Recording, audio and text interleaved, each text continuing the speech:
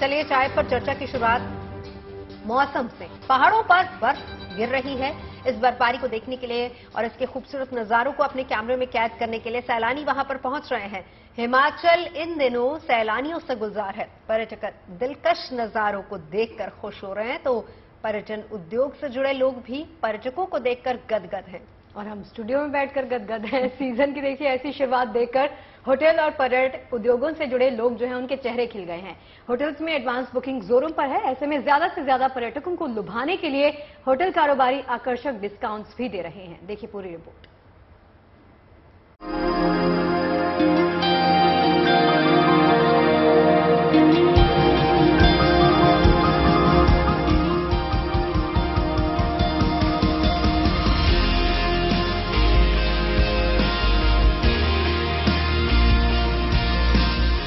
ये सफेद नरम हवा में तैरती मखमली बर्फ की बूंदें ये ऐलान कर रही हैं कि अब जन्नत का एहसास कराने वाला मौसम आ गया है।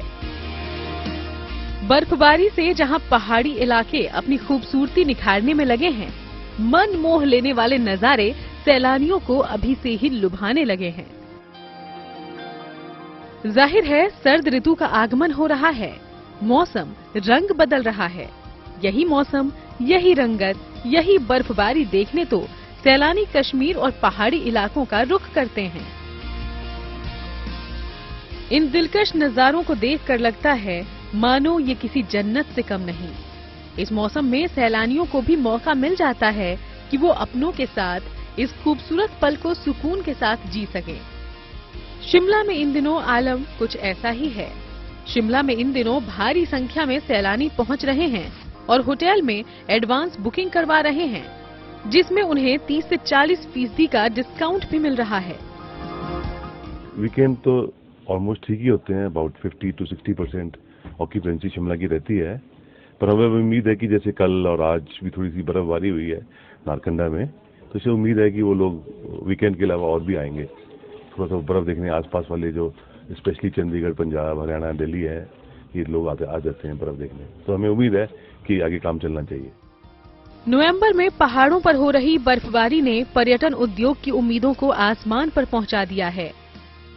होटल कारोबारी सैलानियों के आने से जहां खुश हैं, घुड़सवारी और फोटोग्राफी से अपनी रोजी चलाने वालों के चेहरे भी बर्फबारी से खिल चुके हैं, क्योंकि उन्हें खास तौर पर इसी मौसम का तो इंतजार रहता है। जब बर्फबारी होती है तो जो प्लेन इलाके के जो हमारा टूरिस्ट होता है, चंडीगढ़, हरियाणा, पंजाब, दिल्ली, जो यहाँ से नजदीक जितना भी नजदीक का टूरिस्ट है, ये सुबह निकलता है और 12 बजे यहाँ पहुँच जाता है। जो दूर का टूरिस्ट होता है, जैसे नॉर्थ ईस्ट का है, साउथ इंडियन है, वो भी शुरू आना हो जाता है। जितना जल्दी बर्फबारी होएगी, जितना ज्यादा बर्फबारी होएगी, सैलानी उतना ज्यादा आता है और हमारा काम अच्छे से चलता है। बर्फबारी का इंतजार जितना सैलानियों को होता है, उससे ज्यादा यहाँ के छोटे छोटे कारोबारियों को। 2 साल से जिस कारोबार पर कोरोना की वजह से ग्रहण लगा हुआ था, अब कारोबारियों को उसकी भरपाई की उम्मीद है। सर देखो, लॉकडाउन में तो पूरी तरह प्रभावित रहा। उसके बाद भी हमारा जो फोटोग्राफी का व्यवसाय है, क्योंकि ये होता है ड्रेस पे, जो हिमाचली ड्रेसेस होती है उसके ऊपर डिपेंड है। मैक्सिमम तो अपने मोबाइल में ले लेते, लेकिन ड्रेसेस की वजह से काम चलता था। तो कोरोना की वजह से कहीं ना कहीं बहुत प्रभावित रहा। तो अब थोड़ा खुला है, पिछले 2-3 महीने से थोड़े काम में थोड़ी सी उछाल आया है। शिमला ही नहीं, पहाड़ों के मशहूर हिल स्टेशन पर सैलानियों की संख्या बढ़ने से पर्यटन कारोबार को नई रफ्तार मिलने की उम्मीदें परवान पर हैं। और स्थानीय कारोबारियों के चेहरों की रंगत एक बार फिर खिलखिलाने को तैयार है। शिमला से विकास शर्मा के साथ bureau report, good news today.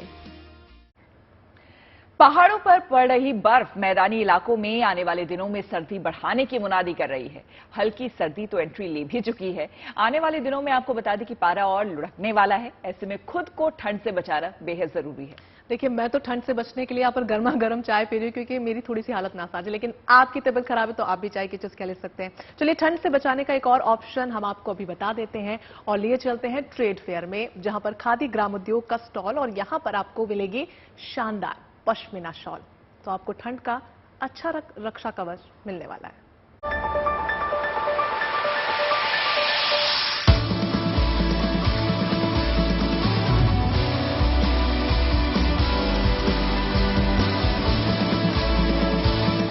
आधा नवंबर बीत चुका है। पहाड़ों पर बर्फबारी का दौर शुरू हो चुका है। आसमान से बर्फ की फुहार पड़ रही है। ठंड और गलन मैदानी इलाकों में भी बढ़ रही है। पहाड़ी राज्यों में पड़ रही ठंड अगले 15 दिनों में उत्तर भारत के मैदानी राज्यों को कपकपाएगी। सर्दियों का खुशनुमा मौसम वैसे तो हर किसी को भाता है, लेकिन हाड़ कपाने वाली ठंड से हर कोई परेशान भी हो जाता है। कड़कड़ाती ठंड, पहाड़ के बर्फीले मौसम और जमा देने वाली हवाओं से मुकाबले के लिए दिल्ली के ट्रेड फेयर में एक बेहतरीन ऑप्शन उपलब्ध है। ट्रेड फेयर में ये खादी ग्रामोद्योग का पवेलियन है और यहाँ मिल रही है पश्मीना शॉल। शानदार, हल्का सफेद रंग, बेहद मुलायम, ये शॉल यहाँ आने वाले हर ग्राहक को अपनी ओर आकर्षित कर रही है। नवंबर का महीना है, दिसंबर आते ही ठंड जल्द ही दस्तक दे देगी। और ठंड जब दस्तक देगी, क्योंकि पहाड़ों में अब बर्फबारी शुरू हो चुकी है, तो जब वहां पर वेस्टर्न डिस्टर्बेंस हो रहा है तो जाहिर सी बात है कि अब दिल्ली में भी ठंड जो है वो शुरू हो जाएगी। तो ऐसे में पश्मीना शॉल्स कितनी कारगर होंगी, किस तरह से ये काम आएंगी? पश्मीना शाल मतलब कि ये खादी में 100% पश्मीना जो कही जाती है वो बनाई गई है। और इसको बनाने के लिए लेह लद्दाख के कत्तिन बहने ये चरखे पर धागे काटी हैं। और दूसरा, धागे काटने के बाद हम लोग बनारस लाए प्रधानमंत्री जी के क्षेत्र में, और वहां से बनारस में इसकी बुनाई कराई गई। अच्छा, ये बताइए, एक खादी की पश्मीना शॉल बनने में कितना समय लगता है? एक पश्मीना शॉल बनाने में कम से कम 18 से 22 दिन। 18 से 22 दिन। आराम और सुंदरता की प्रतीक पश्मीना शॉल की दीवानगी इटली, दुबई और रशिया में भी बहुत है, लेकिन इस बेहतरीन शॉल को बनाना आसान काम नहीं है।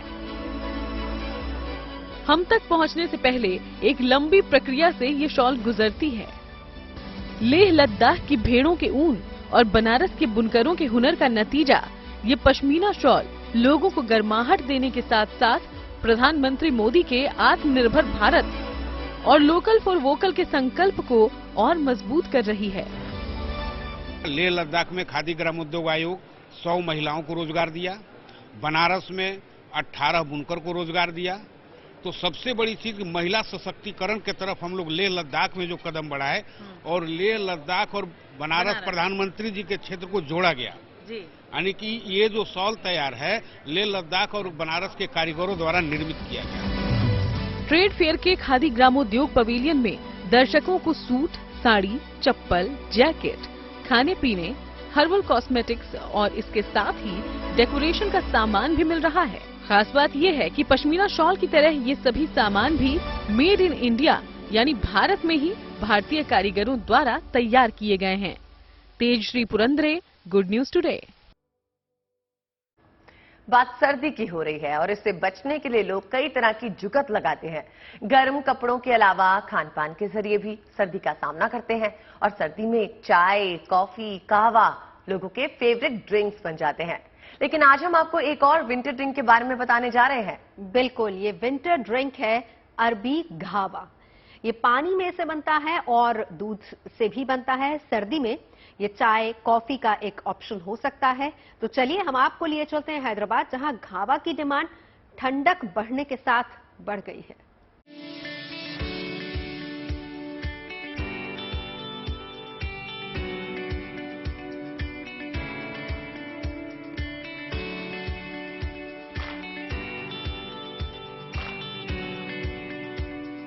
हाईटेक सिटी हैदराबाद में सड़कों के किनारे टी स्टॉल और ढाबे तो बहुतेरे मिल जाएंगे, लेकिन यहाँ के बरकस इलाके के इस ढाबे की बात कुछ और ही है।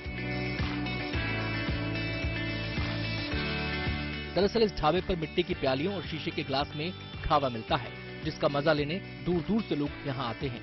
कहवा न तो चाय है न कॉफी, असल में ये चाय, कॉफी और कहवे के विकल्प के तौर पर देखा जाने वाला एक अरबी ड्रिंक है, जिसकी तासीर गर्म होती है। बचपन से हम कहवा पी रहे हैं। इसमें 2 टाइप के कहवा आते हैं, एक पानी का आता है, एक दूध का आता है। सभी लोग पीते हैं, यहाँ पूरे अरब लोग हैं, सभी लोग कहवा पीते हैं। ये तुर्की कहवा जो है ये दूध का कहवा मिलता, तो उसको जैसो कहवा यमनी कहवा है, वो चीज़ है बहुत ही फायदेमंद है। और ज़्यादातर पब्लिक शाम के टाइम पे ज़्यादा चलती, सर्दी के और बरसात के हिसाब से और चलता। हैदराबाद के बरकस में घावे की ये दुकान 40-45 साल से चल रही है। लोगों का दावा है कि सेहत के लिए ये बेहद फायदेमंद चीज है। बरकस का घावा मशहूर है, पीने के लिए आते हैं, मैं हमारे दोस्त सारे आते हैं। काफी फायदे है घावे के, जैसे कि sir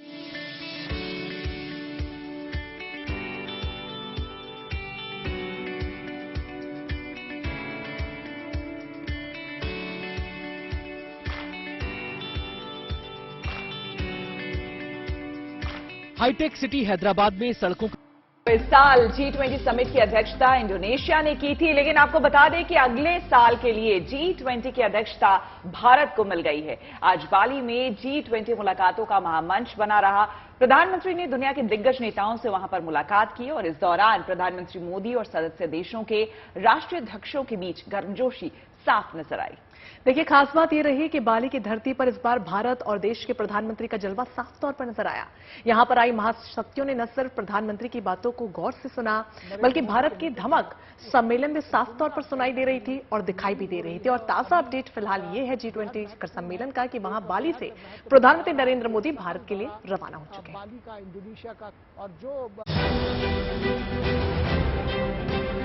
And the throne of the leadership I convey to Prime Minister Modi of India.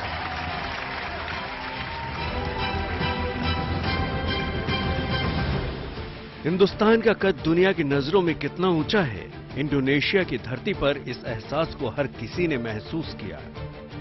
दुनिया के बड़े दिग्गजों ने न केवल हिंदुस्तान के प्रधानमंत्री की बातों को गौर से सुना, बल्कि पीएम के संदेश की गूंज पूरे समिट में सुनाई देती रही।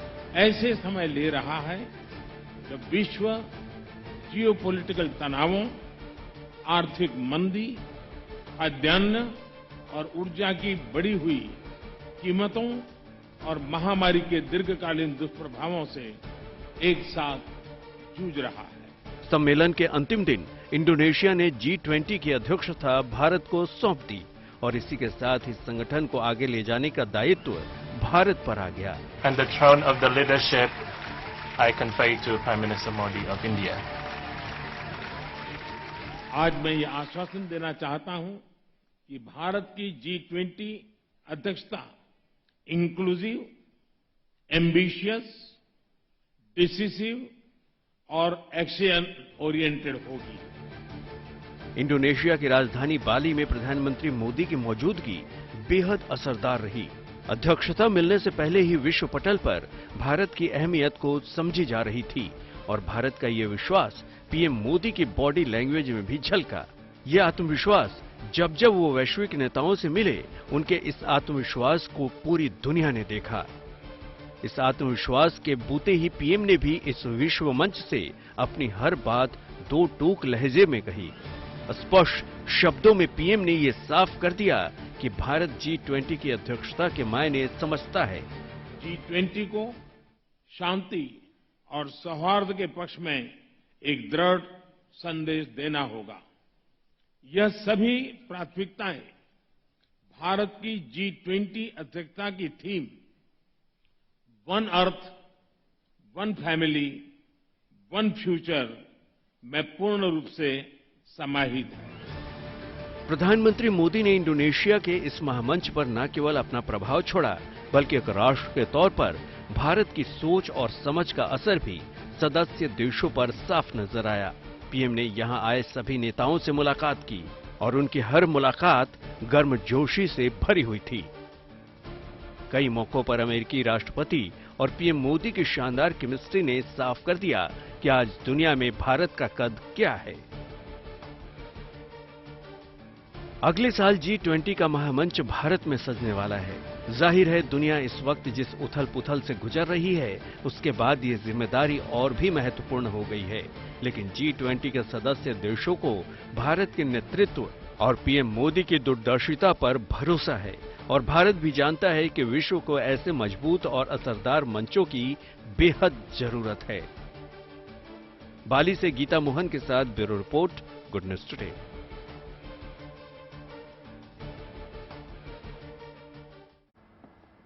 और अब बात राम नगरी अयोध्या की। श्री राम मंदिर के निर्माण का रास्ता साफ होने के बाद से ही अयोध्या का कायाकल्प शुरू हो चुका है। अब यहां उद्योग धंधों के जरिए इसे औद्योगिक नगरी बनाने की तैयारी भी शुरू हो चुकी है। जी हाँ, देखिए फरवरी में ग्लोबल इन्वेस्टर्स मीट के जरिए यहां बड़े पैमाने पर निवेश लाने पर जोर शोर के साथ काम चल रहा है। इसको लेकर संबंधित विभागों के लक्ष्य टारगेट भी तय कर दिए गए हैं।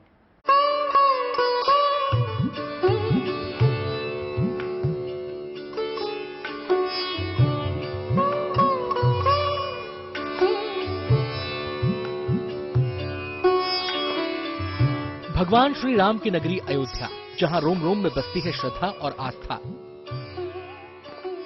प्रभु श्री राम के इस धाम में उनका भव्य मंदिर बन रहा है।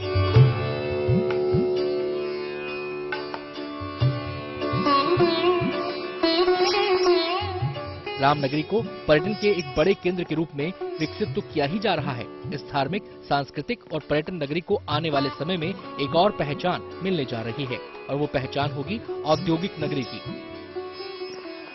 उत्तर प्रदेश में फरवरी 2023 में ग्लोबल इन्वेस्टर समिट के जरिए औद्योगिक नगरी की नींव रखे जाने की तैयारी शुरू कर दी गई है।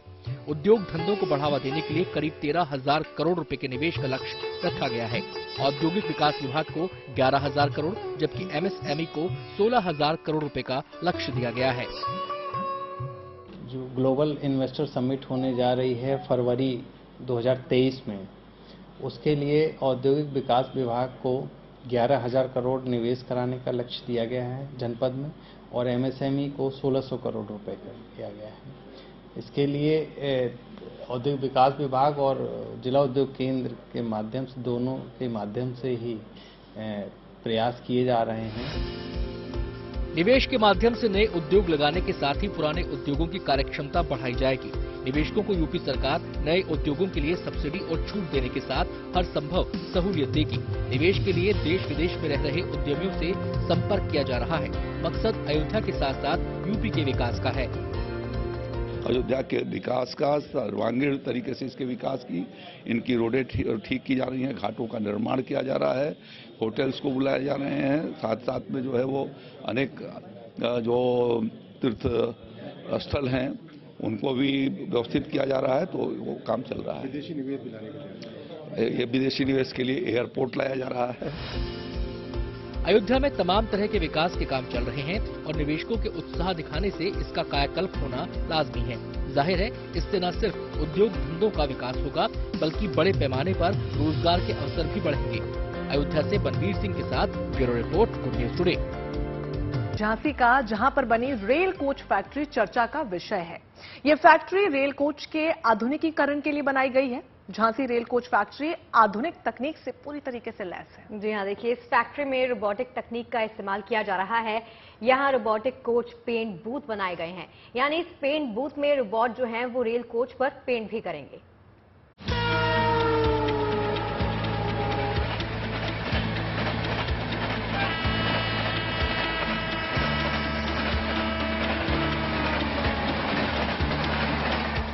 ये भारत की लाइफलाइन है और इसने वक्त के साथ अपने आप को काफी हद तक बदल भी लिया है। वर्तमान में रेलवे में कई आधुनिक सुविधाओं के साथ साथ नई तकनीकों का इस्तेमाल हो रहा है ताकि ट्रेन से सफर करने वाले यात्रियों का सफर सुरक्षित और शानदार हो सके।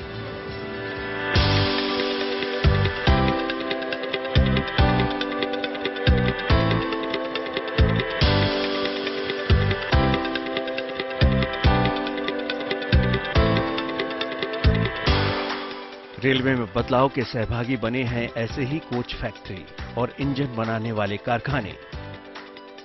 रेलवे नई नई तकनीक के प्रयोग से जहां ट्रेनों की स्पीड बढ़ाकर यात्रा का समय घटा रहा है, वहीं कोचों को ऐसा बनाया जा रहा है ताकि यात्रियों की यात्रा आरामदायक तो हो ही, सुरक्षा भी भरपूर हो।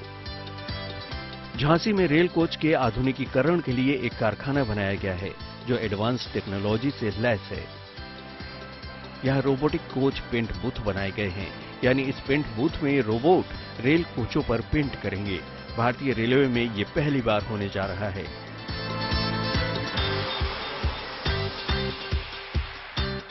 2019 के फरवरी में पीएम मोदी ने ही इस फैक्ट्री का शिलान्यास किया था और 2020 के अक्टूबर में इसके निर्माण का काम शुरू हुआ था। जहां तक इस कारखाने को बनाने की लागत की बात है तो वो करीब 454 करोड़ है और इसके लिए 135 एकड़ जमीन का अधिग्रहण किया गया है। सबसे खास बात यह है कि इस कारखाने में हर साल 250 से अधिक कोचों का नवीनीकरण हो सकेगा। भारतीय रेल ने इस कोच कारखाने में स्वदेशी तकनीक को ही तरजीह दी है। कोच कारखाना के 8 शेड में लगने वाली सभी मशीनें स्वदेशी हैं। ये मशीन देश के कोने कोने से झांसी पहुंची हैं। अगर इस कोच नवीनीकरण फैक्ट्री की खासियत की बात की जाए तो इस कारखाने में 50 कोच होल्डिंग बनाए गए हैं, यानी एक साल शेडों के अंदर 50 कोचों की मरम्मत हो सकेगी। इसके अलावा टर्न टेबल, क्रेन, आरआरवी आदि रिमोट से ऑपरेट की जाएंगी। एलएचबी कोच बोगी के असेंबली और डिसेंबली लाइन डाली गई है, उसकी भी अपनी खासियत है। कारखाने में 1500 मैन पावर रखने की योजना है। इसके लिए कारखाना के आसपास 160 रेलवे क्वार्टर्स बनाए जा रहे हैं। इनमें से टाइप 2 के 100 क्वार्टर्स, टाइप 3 के 50 और अफसरों के लिए टाइप 5 के 10 बनाए जा रहे हैं, जिसमें लगभग काम पूरा हो चुका है। स्टाफ के लिए कैंटीन की सुविधा भी होगी। इस कारखाने का 70% काम सोलर एनर्जी से होगा। इसके लिए फैक्ट्री की छतों पर सोलर पैनल लगाए गए हैं। इस कारखाने के उद्घाटन से जहां झांसी के विकास के द्वार खुलेंगे, वहीं लोगों को रोजगार भी मिलेगा और रेलवे में कोचों के आधुनिकीकरण में तेजी भी आएगी। Bureau report, good news today. और अब बात कर लेते हैं ट्रेड फेयर की। देखिए 14 नवंबर को इसका आगाज हो चुका है। इस बार भी यहाँ पर बहुत कुछ खास और नया देखने को है। नवजोत भी आज वहां पर गई थी। नवजोत, आप गई थी ना? देखिए अभी हम यही बात कर रहे थे ना कि हमारे पास ज्यादा फुर्सत नहीं है और हम पूरा ट्रेड फेयर घूमना चाहते हैं। तो मैं आपको बताऊं, आज मैं जहाँ गई थी ना, आप सिर्फ उस एक पेविलियन, खादी ग्राम उद्योग के पेविलियन चले जाइए। अदिति, आपकी पश्मीना वहां से आपको मिल जाएगी और आप लोग को जो कुछ भी चाहिए उत्तर से दक्षिण या फिर पूरब से पश्चिम तक सब कुछ वहां। मेरा एक सवाल, आपने क्या लिया ये बता दो हमें। देखिए जरा, फिर उसके बाद बताऊंगी मैंने क्या क्या खरीदा है।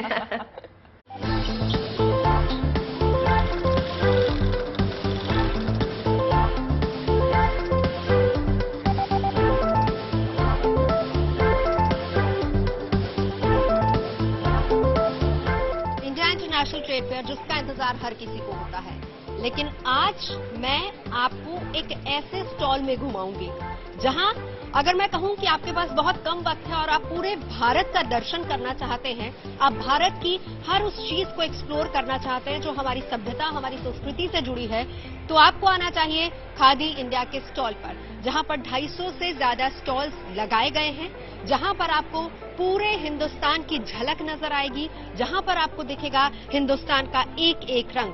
चेयरमैन साहब हमारे साथ मौजूद है, बहुत बहुत स्वागत है सर आपका। Thank you.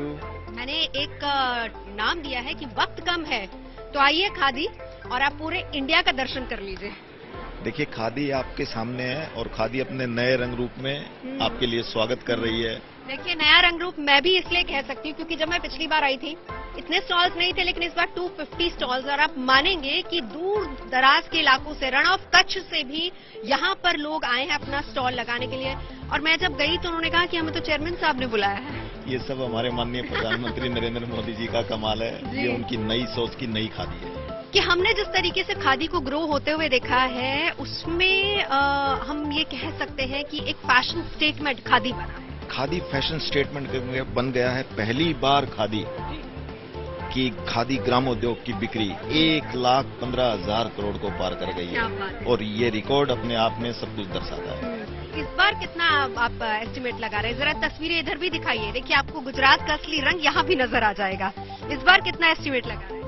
इस बार हम आज तक की सबसे बड़ी बिक्री करने वाले हैं इस बार ट्रेड फेयर में। कहाँ से आए हैं आप? हावड़ा से है। हावड़ा से आप आए हैं जी।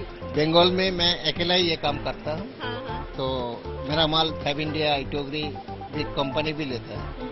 खादी में आकर स्टॉल लगा के कैसा लग रहा है?